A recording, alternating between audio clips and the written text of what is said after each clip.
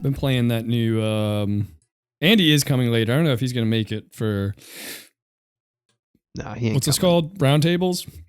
But he definitely want to talk about brown tables. He definitely want to talk about Arc Raiders, which we're playing. A lot of us are playing. Yeah, we might revisit that once he comes in. Yeah, that's fine. I'll just say some minimal things on it. But neither of you guys are playing it, correct? I have been playing Arc Oh, Raiders. you have been playing it. I've never played with you. No, not yet. What's up with that? Yeah, where you been? Where I been? Where you been? No, I mean I only have I have 14 hours, and I think you guys are probably well above that. I mean, maybe not you because I haven't seen you around. You're kind of like the I got around there somewhere. Okay, all right. I guess everyone's just. I should love to be fucking invited to one of these lobbies, you know. Fucking raiding. But yeah, I was not. This game was totally on my radar because I'm Embark's biggest fan for having 600 hours in the finals. A game that I love and I play. Oh, really? Almost every day. Yeah. I don't know. I don't talk about it a lot. But it's great. So I didn't know how great Embark was. It's called the finals. It's called. Don't fucking act. I was doing a bit, but now you're straight pissing me off. Let me look it up. Yeah, look it up. Do some research. I got some YouTube videos I gotta send you. Typing noises. But yeah, I knew Embark was cooking. Because they handle the finals so well. They got great support on the finals. The finals is on season 8, and they've said numerous times it's gonna be a long game for them. They've said 10 years. Who knows how long it will actually be, but they haven't stopped with the support, and they're very friendly with the community, and they listen, and they make changes and update things.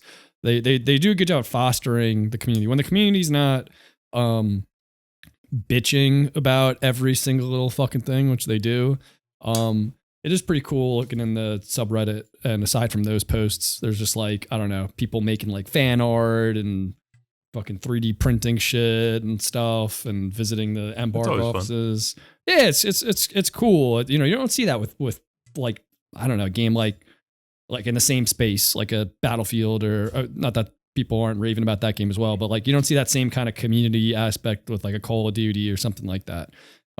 Usually with multiplayer games, it is all complaining, I'm pretty sure. And usually it's single player experiences that have like a fan base that makes things and posts them, creative things, Less toxicity, I guess, in a single player environment. But don't get me wrong, the finals fan base, all they do is fucking complain about shit. But there are also a lot of people, like maybe an equal amount of people, like those people are complaining, and then they're also like, oh, look at this fucking finals sweater I crocheted or whatever. I don't know. It's just cool seeing stuff like that. But anyway, I knew this game Arc Raiders was coming out for a while, and then I did the fucking playtest, both playtests, I think, actually. And I'm just not an extraction shooter guy. Like, they're just so sweaty. I can't handle that. I don't want that at the end of the night to get home. I can't chill out with an extraction shooter. So I really wasn't planning on getting this. And then, I don't know. I just fucking did. I bought it, I think, the first day. But then I did. Now, you know what it was? I played right before release. I think like the weekend before release, there was a play test where I played with my friends for the first time, and they were all liking it. And it seemed like they were all going to get it. If nobody got it, I probably wouldn't have got it. And it's fucking awesome. It stopped me from going too crazy. We didn't talk about Arc Raiders before. You know what? I missed a couple pods. Did they talk about Arc Raiders? No. This would be the first podcast on which we talk about Arc Raiders, since we've been playing it since the release. But yeah, so this is, a lot of people have said this before. It's not like original words, but this is like an extraction shooter for people with jobs, is what people are calling it. I don't really have a lot to compare to. Like, I've never played Tarkov, but I've heard stories about it. I've seen it get played. But this one's, I don't know. Someone else could tell you why it's chiller than that. But I don't know. It just doesn't seem as grindy. It's fun. Maybe it's the combination of PvP and PvE. Like you could play the game just doing PvE. Not to say you might run into some players, but you could avoid players, and if you're smart and you're stealthy, you could just do PvE for the most part and just kind of stay in the shadows. And that's fun. And there's like different play styles, or you can go super aggro and look for fights. But the craziest thing that I think has come out of this, nobody, I don't think, was expecting the amount of like role play and friendly interactions that are actually happening in Arc Raiders. Like a significant amount of interactions. I would say it just really makes me sick. I know, dude. It's sick to my stomach. It's so disgusting. But I would say like more than half of my interactions with people are friendly. Like people saying, "Don't shoot." Like, I'm friendly here. I'm just working on a quest. And then you might team up with them, or just say, "All right, see you later. Go your own ways." But it's just cool. It feels like and I don't, it happened very naturally, because it's not like, I don't know that there's that many systems that force players to have that sort of choice. But I guess it just feels like whatever they did when creating this world organically, it leads to a lot of ways to play, and you don't just have to get sweaty and kill people, which is really cool. Yeah, for sure. And I think that's one of the biggest talking points about the game in online spaces, is that is the dichotomy between like it and other extraction shooters, but also like PvE, PvP experiences where, I just saw there was a headline or something about like most players don't engage with PvP at all, and like a significant percentage of them haven't even killed a single player. So that's seriously like one of the biggest talking points and selling points about the game, especially for people who, as you said before, don't like that sweaty extraction shooter feeling. They're not going to sit down at the end of the night to play something where they just get sniped across the map or whatever and lose all their shit. This genuinely feels like you can avoid that if you so desire. Yeah. And then obviously there's going to be, on the other end of the spectrum, probably a minority group of players that just want to kill players and enjoy it. Oh yeah. And some people I heard like on subreddit and stuff like calling that like toxic. I disagree entirely, but I think that's just literally a part of the game. But I do think that, and we'll see this over time more, like that group of players are the most dedicated, and they're most likely to just get super sweaty, know all the meta and stuff like that, and they will be deadly to the point where it will probably irk the other fan base, the friendlier fan base. And then I want to see, I wouldn't be surprised, how Embark maybe balances that so that it's not like it doesn't suck the fun out of the game for somebody who does want to just take a chill. You want to make it so that they're not getting to every single match with a group of like tryhards with the best gear and stuff. So I'm curious to see how it goes down the line. But they already just announced an update for like this weekend. I think it's coming out with some new stuff. I can't recall exactly what it all was, but it seemed. One of the big things is allowing for duo queuing. Previously, it had to this point it had been either trio queuing, matchmaking, or solo queuing and matchmaking. If you joined as a duo, you would just enter a trio lobby as a duo and thus be at a disadvantage. But they are implementing an actual like duos lobby system. That's right. One of the big new features. Am I wrong? I thought I read it. I could be so wrong. And I thought that they said they already stealth dropped that, like at the time of the announcement. Oh yes. In fact, okay. Andy, I believe, said, that must be why. I forget what he said, like me and Eric or whatever. He felt like he was in a room of duos with Eric. Yes, exactly. Yeah. So that's cool. I think I'm starting to remember now. It was like 2 new arcs, some new weapons. And that's so cool. And I haven't touched the majority of the content. Like I said, I'm only 14 hours in. I still have like beginner quests to do and stuff. I don't know how invested I'm going to get in, because at the end of the day, it still feels like a intense game to me. Oh yeah. But I'm enjoying it so far, and I'm surprised at how much I'm enjoying it. You know what? So, minor correction on my part. Andy talked about Arc Raiders for like 2 minutes last episode we did. Fuck. But I don't remember if it was anything substantial or if it was like so early that it was like, oh, I started playing this. We started playing this. And, it had to have been. We'll talk more about it next time. Yeah, it had to been like the day, like I don't know, when the fuck did this thing come out? The minute. It had to be like the week it came out, like he played like one day, or maybe he was even talking about the play test or something, which was like the weekend before it released. Because it came out October 30th. Oh no, he might. Damn. Yeah, he might have been. He probably had a couple of days playing that. Okay. My point being that when Andy does come in, I think we'll talk more about it. Maybe I'll give my thoughts at that point. But I feel like you did a good job right now in terms of like getting your thoughts out there and letting me talk just a little bit about it. But we can I'll drop kind of a second half when he comes in. Yeah, and he'll have a lot more to say because he has been playing a lot more than me, so he knows shit that I don't know and stuff. So yeah, that's cool. There's Fart Raiders Part 1. We'll be back with more of that later. Pretty other good. Than that official name? Yeah. There's Fart Raiders. They changed that in the latest patch. I'm not too much of a fan, but who am I? I love it. I think it's great. Well, who has just walked in but our friend Andy? Dusty from the trail. Yeah. He's right come all the me, way. Isn't he? No, he's in front. You're looking at him right now. He's right there. Sorry, no, he's right there. Yeah, no. Well, don't be shy. Why don't you introduce yourself? Wow, you are really rude, dude. Everyone's just like staring at you and you're just not saying anything, huh? What's his problem? Dude, you are quite weird. Really quite weird. Oh, he needs a drink. Okay, the trail was very dusty. He needs a drink. Let's get him a drink. All right, let's get him a drink. 1 second. Actually, Andy, why don't you give us a very quick description of what Arc Raiders even is? I don't think we even like talked about. We said it's an distraction shooter, but I don't think we like said like what the systems even are. Like what makes it different. Arc Raiders is a PvPvE extraction shooter.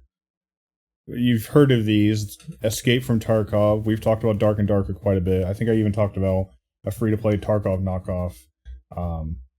Arena Breakout Infinite. I'd argue that it's a genre that's been getting more and more popular kind of alongside Battle Royales, and honestly right now, maybe more so than Battle Royales.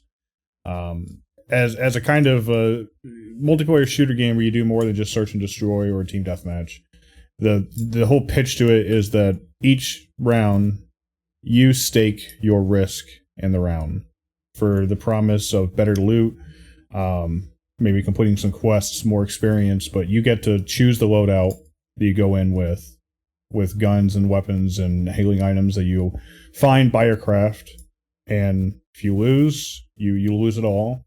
But obviously, if you bring in a better kit, you have a chance of getting more. With other things, other little things about the genre is that like you get to choose when you leave. I've had games where I start, somebody joins the Discord, it's like, oh fuck, well let's get you in. I don't even loot anything, and I'm out of the match in like 30, 60 seconds. Yeah. I think that's a suitable primer to it. It's made by Embark, who for the last several years have been getting some credibility in the PC shooter space for the finals. Whatever that is. Whatever that is. Come on. Game that I know Vito loves. I feel like Arc Raiders is really good in ways that I know a lot of people appreciate, but that like if you're not playing the game, you probably don't understand why people are raving about it so much, because it's hard to see just from seeing people play the game or talking about the game. But the game has a certain, I would even say, yes, I'll say it, the game has a certain je ne sais quoi to it. Wow. We said it. He French. We knew you were going to say that. We said that earlier. We said Andy's going to say je ne sais quoi.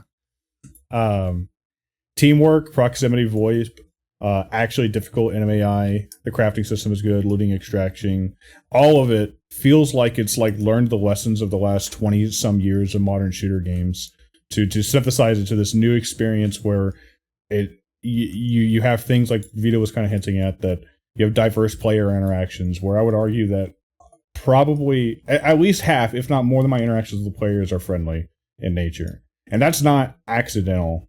That is the result of a really well-designed gameplay loop that arguably takes the teeth out of this genre in some ways. Like, you're not probably going to have the high-intensity, adrenaline-pumping gunfights where you know if you win, you're going to get the best weapon of the game, and if you lose, you're going to lose your last 4 hours of progress. You know, I totally get why people might even prefer that kind of experience. It's not a first-person, hardcore realism shooter, so it doesn't have that for people. But by making it, dare I say, a little bit more casual, and by like structuring the game around fun quests to complete, gameplay loops like, you know, you get a bunch of loot that you need to get. The individual loot is not so impactful, but it's impactful enough to make you want it. So you feel less obligated to kill somebody to see what kind of cool shit they found. And it just feels like a fucking party sometimes. Like, you can just drop in, drop out. You know, probably my favorite night in the game so far, we had 6 people playing. There's teams of 3. And every few rounds, we would all be in the lobby at the same time, and I would ask AI to randomize our team. And, like, we would just swap parties and keep going. Change places. Incredibly well-crafted shooter experience. As a guy who, if you'd asked me 2 months ago, I'd say I've sworn off competitive shooters. I find myself just having a hard time putting the game down every day when I play it. You know, and also to what you said about like it being a more casual experience, there is another side to that, and maybe it's just me, but like I feel like I have not played Tarkov, so I don't know if this aligns with the Tarkov experience, but my only extraction experience is with Dark and Darker, right? I don't think I've played really any other extraction things. Right. And it feels way more of like it feels like there's a lot sharper of a risk to anything you do in Arc Raiders than there is in Dark and Darker.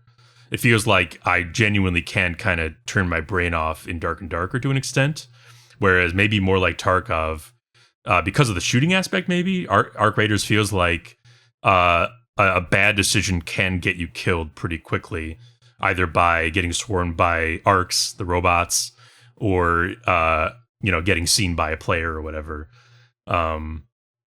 So like there, it's kind of a on one hand or another thing. It's a double-edged sword or whatever, where like I think that has to do with the loot balancing design. Dark and Darker, and I did like that game for a while we played of it. I think Dark and Darker has a bad loot balance design where you don't care about 95% of the shit you find, but you get really excited by that other 5%.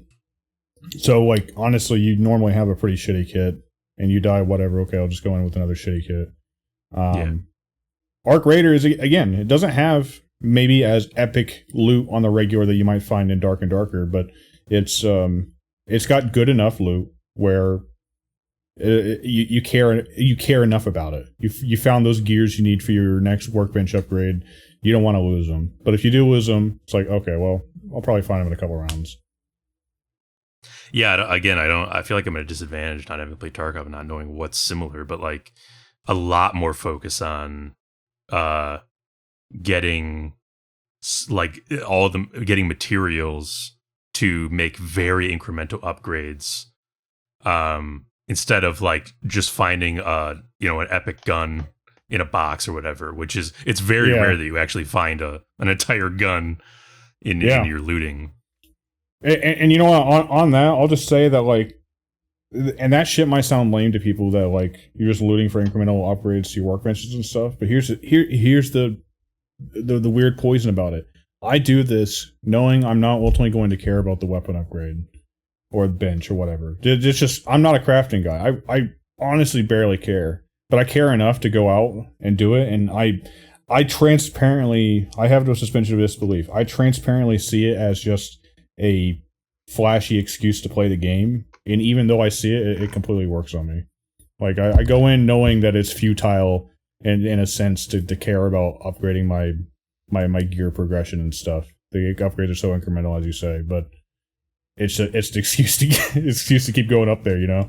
Yeah. Oh, yeah. The quests, I don't really care. I'm going to do a quest for somebody and then I get a battery and some wires or whatever. Like, it's nothing that feels that good when you get it. You might need those items, but it just gives you an excuse to go to new different part places. Of the map. Exactly, yeah. And what's cool about that is it'll, from a dev standpoint, it allows them to kind of control where battles are happening each season and mix things up.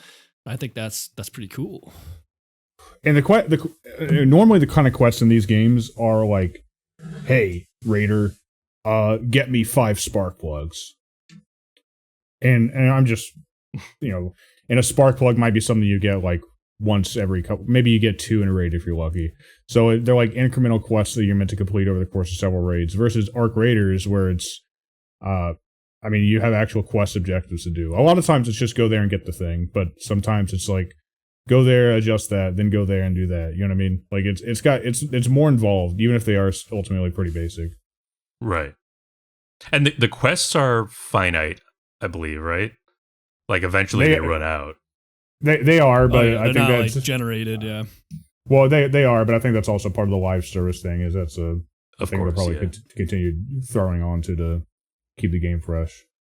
And then stuff like the bench upgrades are also, ultimately finite because they're permanent upgrades. But I Right. feel like there's all of the systems are involving the crafting and the materials collection to constantly resupply yourself enough that I feel like to the people for whom a constant series of objectives, like a big checklist, is satisfying to complete, to check off, for those people, it's also very enticing because it's just a never-ending stream of that, and that's kind of like the reason you could play it if you so desire. If you're that type of player, just never-ending, resupplying yourself.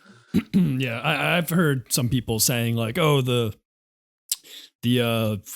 content right now or the skill trees and whatnot." It's not big enough. Like they've already completed all of it in the first 3 weeks of this game, and obviously that's a minority of players, and we don't come close to that. Because right now for me it seems like it's like I'm just gonna keep questing for the whole season, and I'm never gonna reach the end.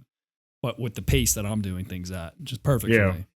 And same might be true for me, honestly, just because I barely care about the quests. It's a thing to do. So I'm often asking whoever I'm playing with, okay, what do you got to do? Just to help them out. Now, I've been thinking about this, but I haven't talked about it with you guys. Maybe Andy, maybe you have a good thought on this. Why do you think it is that in this game, more than other multiplayer games that have proximity voice chat, that this one seems like it's much more of a focus, like a lot more conversations with both friendlies and enemies in the world? I think it's a few major things, and I think item number one. Well, first item, I'm not going to rank order this because I haven't thought about that deeply, but I'll just say item number one is the looting. Everything we've been talking about, the balance of the looting to make it such that Arc Raiders less than giving you the super high highs of a run in Tarkov where you found the best weapon in the game and you have no idea if you're going to get out, and it could be another 20 hours before you see this thing or more. Arc Raiders is not trying to give you that kind of experience, but what it's trying to do is it's giving you a consistent, fun experience every round. You know what I mean? And so that means you can't have you got to put a governor on some of the highs, but you also don't really have the lows. Also say players have less incentive to want to kill each other for the sake of what gear they might have on them. That's, I think, item number one. Two, the VoIP is good and it works really well. It's clear, you can hear people. It seems to just kind of work, and the game has a VoIP, encourages VoIP interactions. And also, three, the emo system is really solid too. And there are emotes like "Don't shoot" and "Team up." There's more friendly emotes than there are negative emotes or even contextual "Go here" emotes. You know what I mean? So interesting.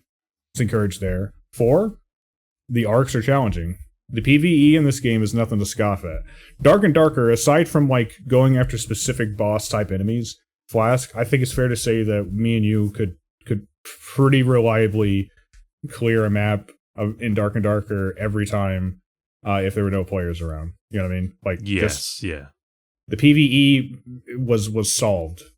In Arc, the enemies are dynamic enough that it's not the same encounter every time, and they're challenging enough that you can't just ignore them or can't just like do cheesy shit to take care of them for the most part.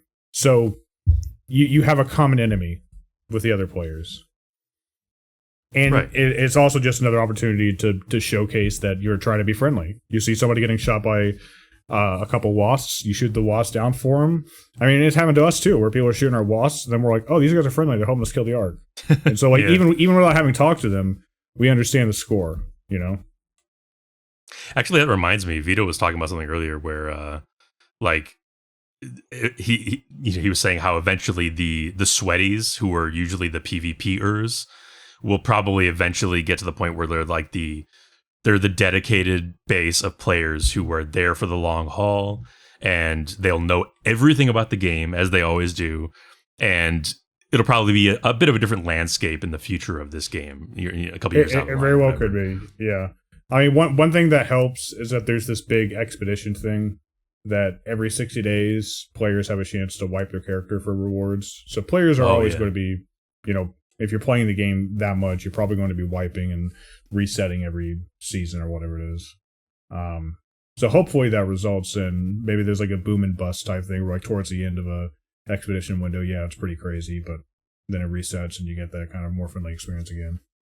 That would be nice, yeah. It's a natural progression in any competitive game that the barrier to entry is higher over the longer you are into the lifespan of the game, you know? So I'm wondering how that will affect this game. And like, there's a lot of players that want to keep things friendly and not do the PvP, but you know, the most hardcore players that stick with the game, they're probably not going to be those people.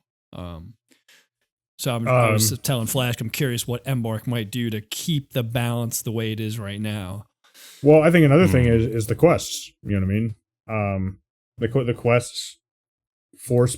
I mean, they don't force players to work together, but if you get to an area that's kind of off the center of the map and somebody else is getting there, like you can kind of surmise that they're probably doing the same quests as you.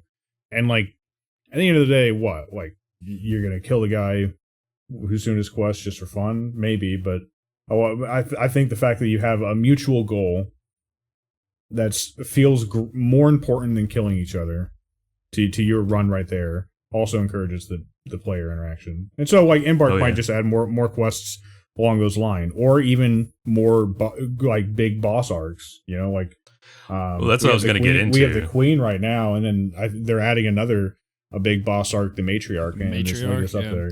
Oh, and so I never met the Queen. So the Queen requires you to work with other players. Like it's not, you can't squad a Queen. No, certainly not. But it is that hard that I could imagine that players are organically working together to kill it and split the loot. You know what I mean? That's cool.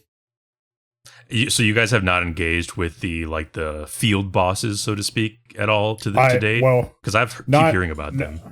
Not in combat. We've had a couple runs where we were looting like right next to it, and it's kind of terrifying. But I've never fought.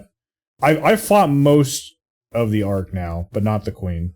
I've killed a Bastion. I've killed a Leaper. I haven't killed a Bombardier yet. I've killed Rocketeers, but I've not touched a Queen. I'm enjoying. Do you even know? Sorry, Vito. No. I was going to change the direction. Keep going. Oh, okay. Do you guys even know like how many players that typically takes to take down the Queen? I mean, you can do it solo. I mean, you can do it solo. I think it's just a matter of like resources and coordination. Like I saw a YouTube short where somebody killed it solo, but I think he had like a grenade launcher type weapon with like a shitload of ammo, and he had cheese something so that like the Queen couldn't really hit him. You know what I mean? Like I see.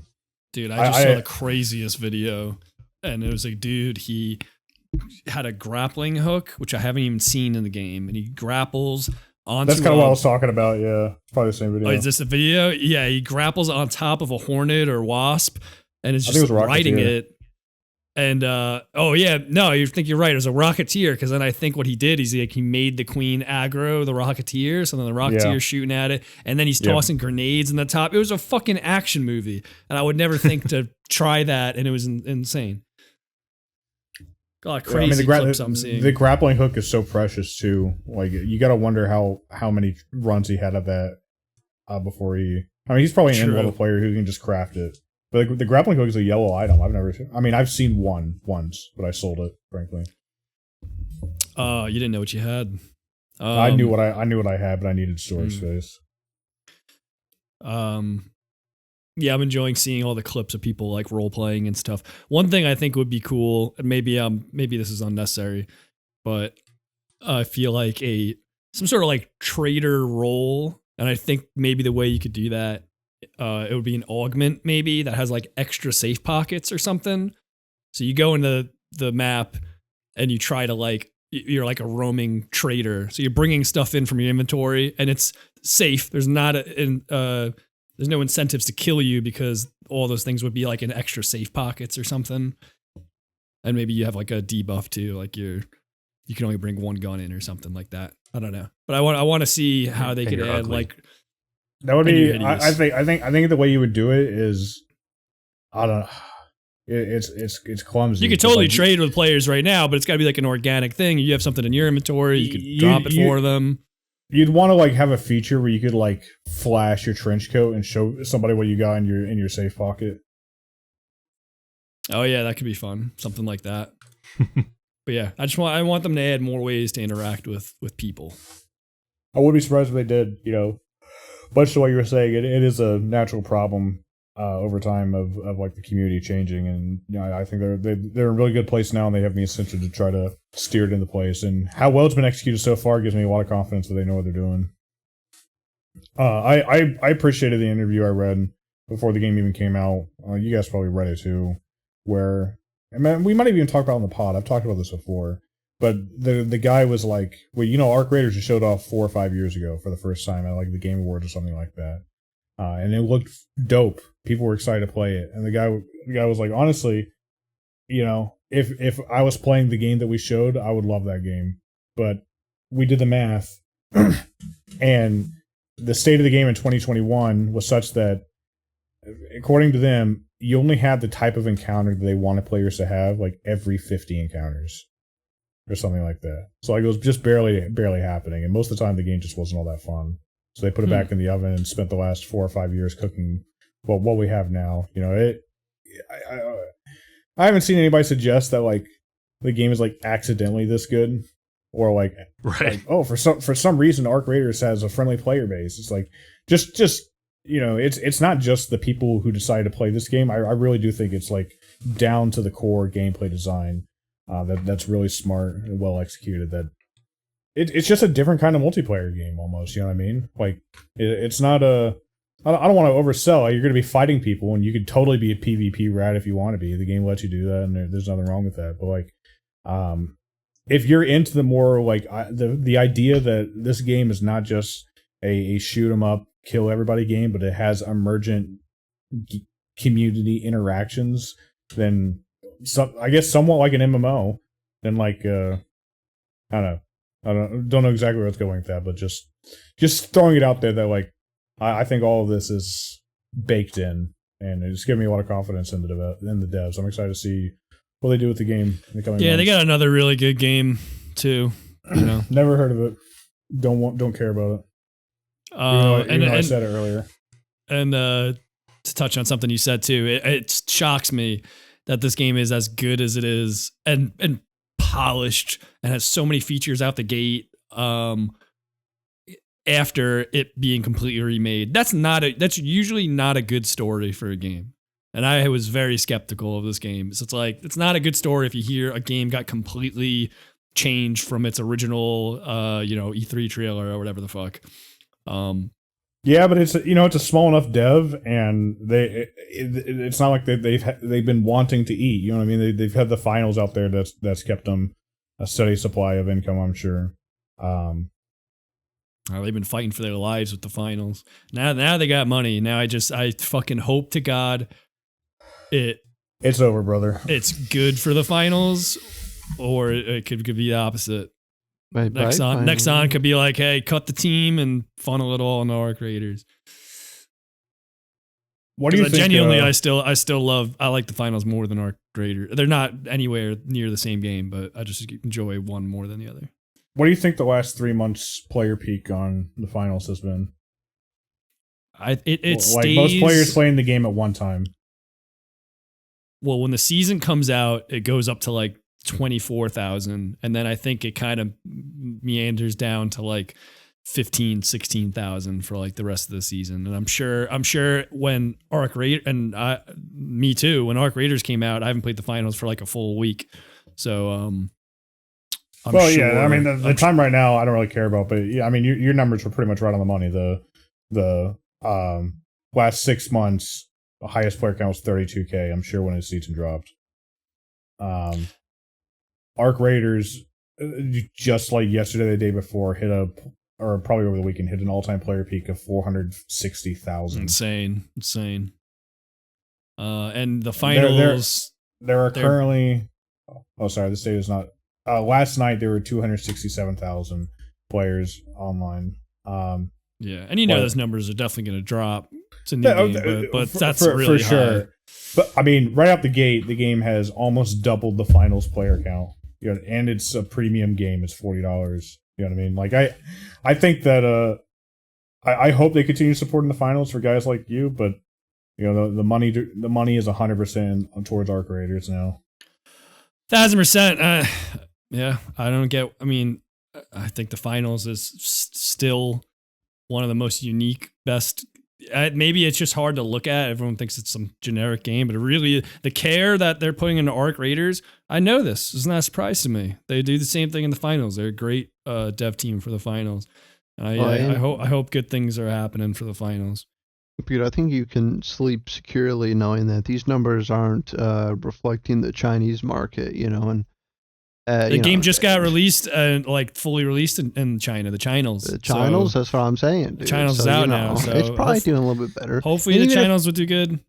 I'm looking at the Steam numbers. 30,000 is really nothing to sneeze at. This still puts you in like the top 25. It usually is in the top.